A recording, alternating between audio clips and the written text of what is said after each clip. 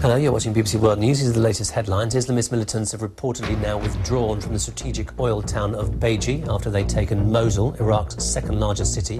500,000 people have fled. A group of ethnic Uzbek militants says its fighters attacked Karachi's international airport on Sunday. 39 people, including the militants, died in the assault. Let's get more now on our top story, and that is the unrest going on in Iraq, the taking of the second city, Mosul. With me now is Mina Al-Oraibi from the Ashaq al-Assad newspaper. She joins me on set. And Mina, one thing you were just telling me also is that you're actually from Mosul. You have relatives and family and friends there now. What have they been saying to you over the last few days? Well, of course, communication has been intermittent, but we've been lucky that we've been able to get some mobile phone signals and also through online communication. What they've been saying is, of course, they're worried, they're petrified, they don't know what happens next. It seems that, yes, the entire city is now under the control of the militants, the extremists. Police, army have completely left their posts, so it is in the hands of these militants.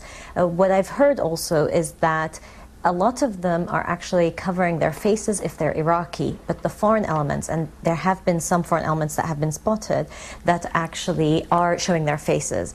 They've come across as being, so to speak, friendly, which I know is not exactly the sort of idea or image that we get, but what they're trying to do is win over the local people. And there is a sense of, we are here to instate a state. You know, ISIS comes from the Islamic State in Iraq and Syria, and Mosul strategically important with 2 million residents, 3.7 million for the province of Nineveh.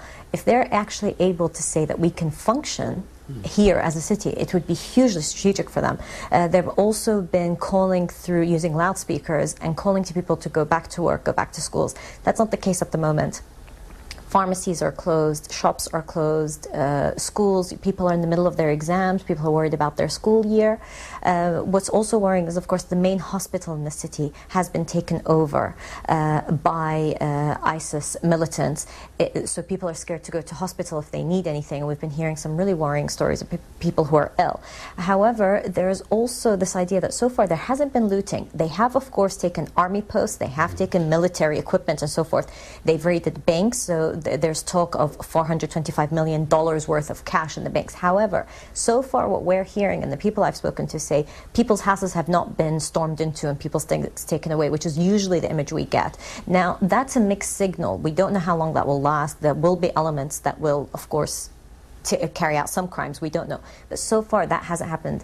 What they have said is they will shoot those that pick up arms against them. It's a fascinating insight into what's going on there in Mosul. Talk to us briefly about the larger picture. You talked about ISIS wanting to set up a state.